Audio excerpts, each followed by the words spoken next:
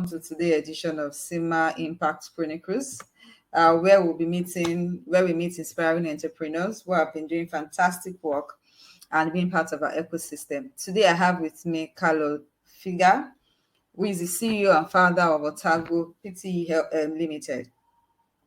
So I will do a quick intro about Carlo.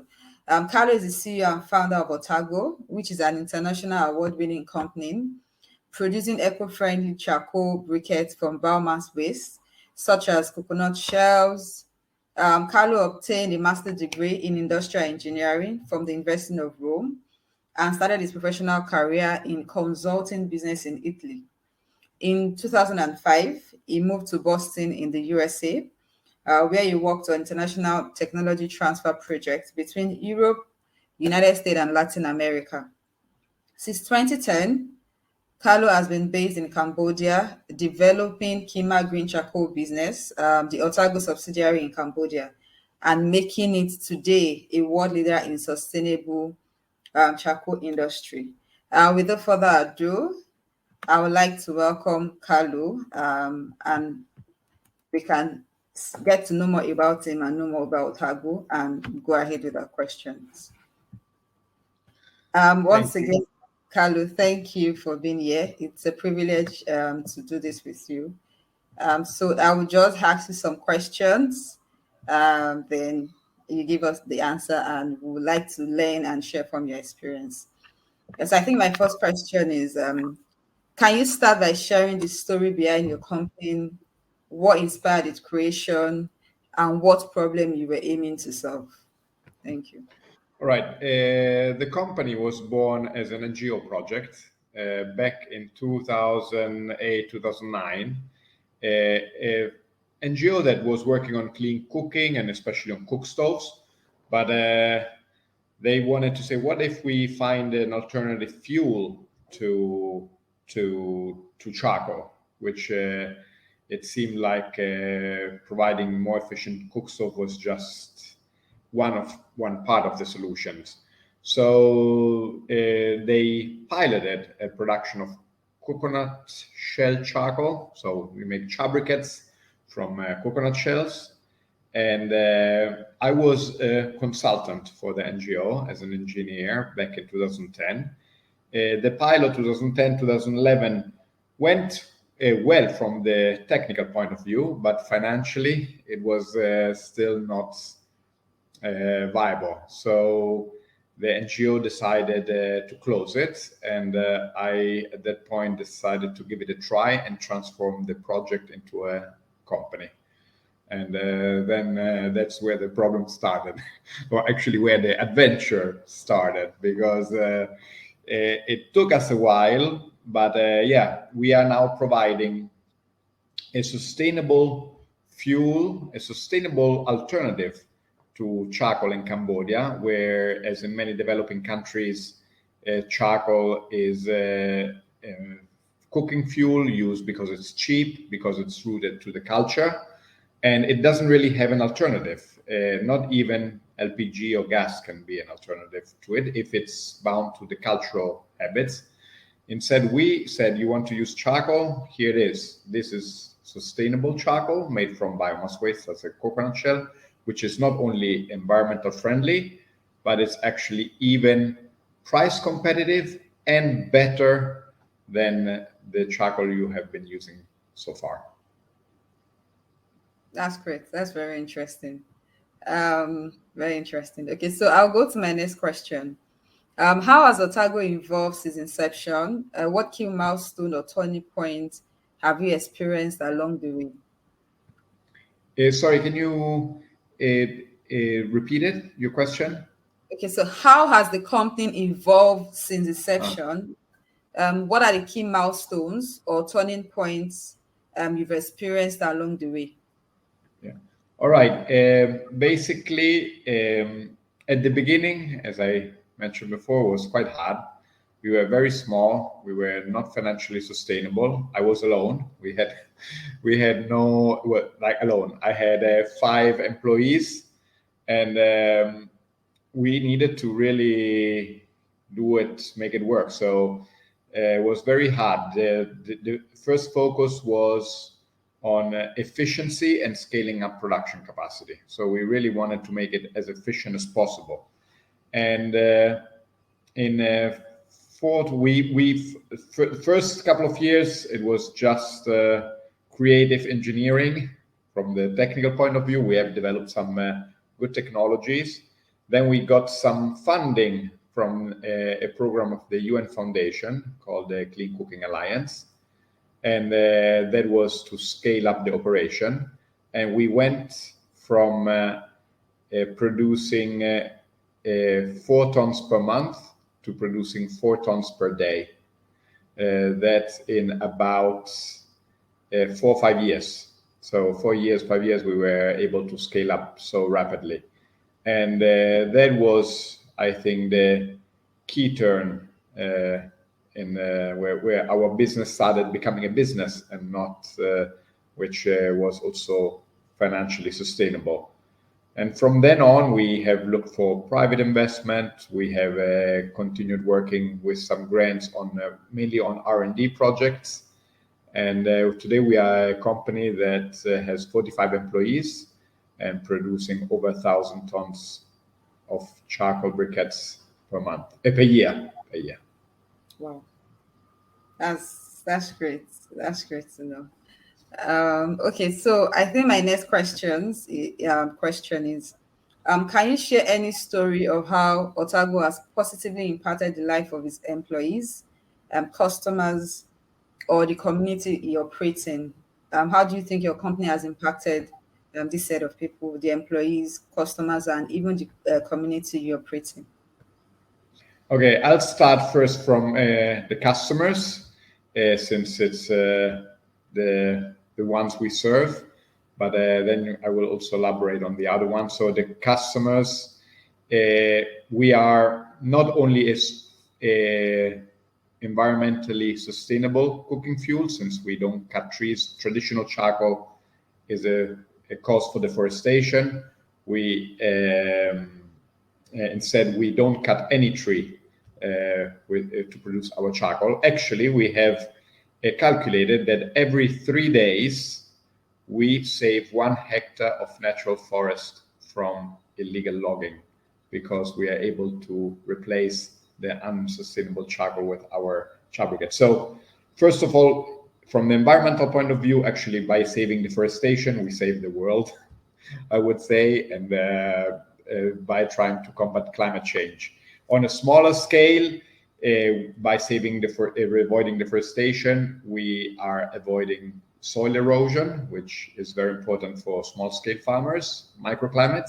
And finally, our customers who are using an environmental friendly product, but at the same time, it's not only better because it burns longer, they can actually save money with it, but it also burns cleaner. So charcoal briquettes are considered a cleaner cooking fuel compared to charcoal, cleaner in terms of less carbon monoxide, and especially PM 2.5 and PM 10. So that reduces indoor air pollution and therefore improves the health of our end users. And we're very happy with that. Furthermore, a lot of when I said they improve their cooking habits and they can save money, we are pretty sure that this is happening because many of our customers are street food vendors or small restaurants of women cooking from their home. Yeah. And we know that they can do math and they know how much money they were spending before buying traditional charcoal and how much money they spend when they buy our char briquettes. So they can save and their businesses are running well. So they're actually even able to create their livelihood. So our product goes to women in households and even women that have their livelihood by cooking and using our product. In the background, we have our employees and our suppliers. You can imagine that when we started collecting coconut shells and other biomass waste, we didn't find them on the yellow pages as suppliers. We had to create our own value chain. And now we have suppliers that collect biomass and bring it to us directly to the factory. So we don't collect it ourselves for hundreds of tons of biomass per month. So we have created a economy upstream from our business. And last but not least, our employees. As I said, it started all as an NGO business, as an NGO project. And one of the main objectives was also to create employment. We are in an area in the suburbs of Phnom Penh where there's a lot of poverty, especially because we are located close to the former municipal dump site. So basically, most of the people living around our factory were living from waste picking on the dump sites, the grown-ups and also children. So we have made a partnership with a local NGO that provides schooling programs for children and vocational training, exceptional schools. But they had one problem, that these families are so poor that they need the work of their children to support them. So when children were around 12, 13, 14 years old, they often were leaving their studies to go work, or in the best case scenario to go work, sometimes in criminality or trafficking. So we have made this partnership where we hire in our company the parents of the children that go to school. So every time we need a new production worker, we call the social department of this NGO, and they send us some of the people that are most in need to work. And we provide all our employees with fair salaries, health insurance, even a 13-month salary, similarly like in Europe. But we have one condition, that if they want to work with us, they need to send their children to school to finish the study programs. And so that's how we benefit our employees and the family, and most importantly, the future generations of Cambodia. Yeah, I see that Otago is doing great work. I'm sure the community is lucky and happy to have you in their midst. Okay, so the next question I would ask is, can you share a specific example of how the Energy Access Relief Fund has positively impacted your company and the community you serve? How the fund has really, these things you've stated earlier, how the fund had made it more easier and how it has helped you to achieve more? I would say that the biggest results was, luckily we were able to receive support from the Energy Access Relief Fund in 2021 during the deepest time of COVID here in Cambodia. Actually, in the second quarter of 2021, there was a terrible lockdown where everything closed. And as I mentioned, many of our customers are street food vendors, some are restaurants. So social distancing was not helping our business.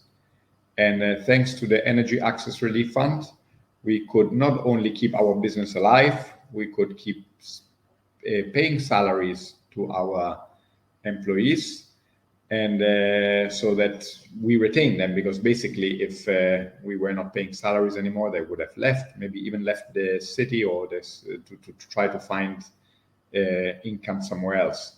So this, I would say, the Energy Access Relief Fund has saved our life and has really helped and supported us in helping our employees. And in terms of our customers, during the Energy Access, during this downtime in our business, where our sales were at around just over 50%, so we had a lot of time, not very busy, we did some homework and we tried to improve. We even did a ISO 9001 certification. And as soon as the effects of this pandemic released a little bit and things got back to normal, as I mentioned, our customers started ordering and also working again. So restaurants, street food vendors, households also. And we were ready. And in 2022, we had our record year. And we would have never been able to do that if we had to close in 2021. Our start would have been much more laborious, if any. So this was really like a big lifesaver and big help for us to stay alive and also start right away again in 2022, where we left, and actually even better than before. Yeah, that's great to hear. That's great to hear. Okay, so this is kind of similar to the previous question. What are some of the key milestones or achievements Otago has accomplished with the support of the Energy Access Relief Fund? Maybe key milestone, it could be one or two things that you've been able to achieve. So as I mentioned, first milestone is we are still here to talk about it. So it may look small, but actually that is gigantic, because I mentioned we're a business, but we know how hard it is for small businesses and businesses in this type of sector to even be successful during normal times. But when there are difficulties, usually these type of business are the first one to fail. So this was very big. And as I said, we did a lot of homework during the down season, during the downtime. And we did a certification of our production process, so ISO 9001 certification. We are the first briquette factory in a developing country to have ISO 9001 certification, which is a certification for the quality of our production process. Yeah, we have tried to work also on the efficiency in parallel of our production process, and just improve doing our homework. And as I said, as soon as we started again in a more business as usual, we were ready right away to pick up and continue serving our customers. Thank you very much. So my next question, have you implemented any initiatives or programs to ensure the sustainability and long-term viability of the clean energy solutions provided with the support of the Energy Access Relief Fund? If yes, how are you measuring and monitoring the ongoing impact of these initiatives? Our main initiative for the long term is we are trying to raise private equity investments at the moment. And this was allowed again by Energy Access Relief Fund by helping us to overcome difficult times. And actually, there has been also a liaison between our potential investors and SIMA funds that is managing the Energy Access Relief Fund, because SIMA has already carried out due diligence on us. So they were able to provide information and recommendation, recommendation to our references, to our potential future investments. And I hope we are monitoring it by when we will be closing our Series A investment. Actually, tomorrow, I have an investor coming to the factory tomorrow morning at 9:30, and I really hope that within the next few months we can really close the round, which you can imagine when we had this difficult time of the COVID 20 and 21 was not only slowing down our business, but also our development plans in terms of investment raising and traveling and due diligences and reaching out to potential investors. Everything was a little bit more uncertain and more difficult. So now we are back on track, and our main objective is close the round. Hopefully within the next few months. We are discussing now there have been also some drawbacks, obviously, not always went in the straight, but we were always being able to modify the trajectory, and we are optimistic with the situation right now and which are our perspectives. Yeah, I'm also optimistic with you that you close the round as soon as possible. so that you can create more impact. Thanks. All right.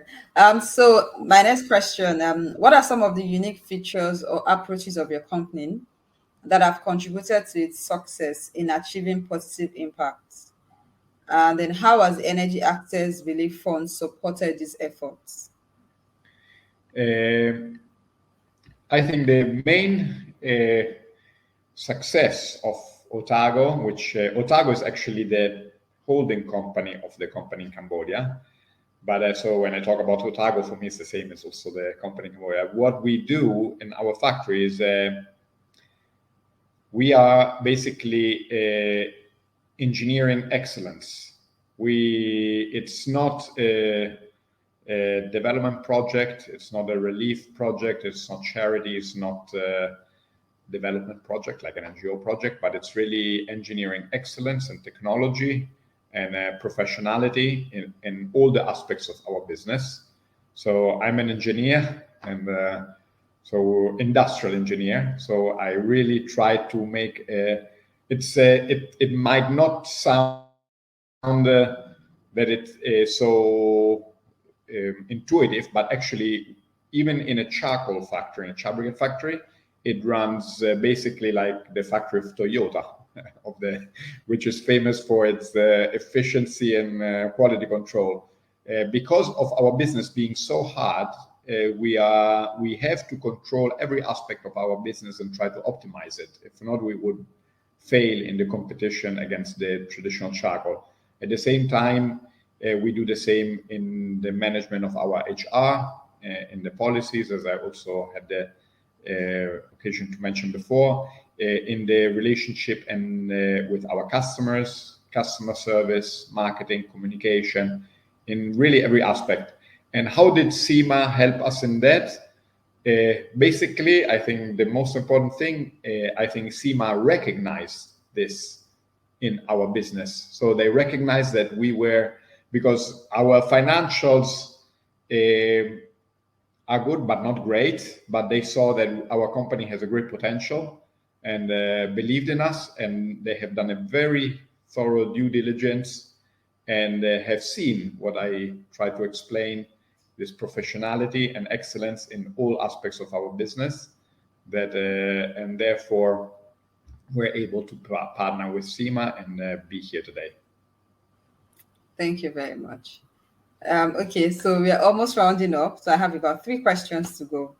The next question, in what ways has the Energy Access Relief Fund helped Otago build resilience and adapt to changing market conditions or unforeseen challenges in the energy access sector? This is a little bit of a repetition of the questions before, a little bit of a summary. In the sense that SIMA has really helped us in the downtime, especially because we are a factory. We are not a business, other business where, for example, they buy, assemble, and sell, or like that a business that you can put on standby. So it really helped us. SIMA helped us to keep running. And as I also mentioned before, while we were in the time where we were not so busy from the business point of view, but we were still able to work on improvements and not just we are not just trying to survive, but actually we were able to survive and even work on improvements, so that actually we came back in 2022 stronger than before. Thank you. And then my second to last question is, how has Energy Access Relief Fund contributed to job creation and skill development within your organization and the broader clean energy ecosystem? Okay. In the job creation, as I said, we have not grown, but we have not let go any of our employees. So we are exactly the same amount of employees that we were back in 2019, beginning of 2020, which means we are fully staffed. all our employees are trained in-house. Not only are these production workers, and I mentioned we hire our people from disadvantaged communities which have no skill, so completely unskilled workforce. But so they become very capable production workers operating some machines and processes. But also we have 2 mechanics that we have trained in-house. So they were completely unskilled, and now they are very skilled welding mechanics, which is a very good skill to have independently of just working at KGC or at Otago. So even outside. And in terms of how it changed a little bit the sector, I can say that at the end of 2021 or 2022, we have started seeing a competitor actually came up. So it means somebody saw that there's an opportunity, so we inspired somebody. I would have preferred not, but now there's others that are taking the same road, so it's better for, of course, it will have a greater impact that there are more companies in the sector doing or trying to do whatever we do. We are very proud to still be the leader, the market leader by far, yes. But we definitely have inspired others to do something similar. Yeah, it's good that you are the pace setter. Okay, so my last question for you, Carlo, is what is your vision for the future of your company, and how do you see it evolving and making a positive impact in the coming years? My vision is that we will be able to, it will not be just an innovative company, but it will be the benchmark for how sustainable charcoal, char briquettes, and in general sustainable biomass can be a valuable form and clean form of energy. And not only in Cambodia, where we hope to grow and get more of the market, but also internationally. I didn't mention it before, but actually at the beginning of 2023, we have built the first production plant outside Cambodia. It was a small project to build a coconut shell production plant in a Pacific island. And we think, and this went very well, and I think with Otago, we can sort of franchise our model to solve the problem of deforestation caused by charcoal globally once and for all. It's about time that we solve the problem of charcoal being a cause for deforestation, and I think Otago has the solution. Has one of the solution, maybe. Yeah. I should say that.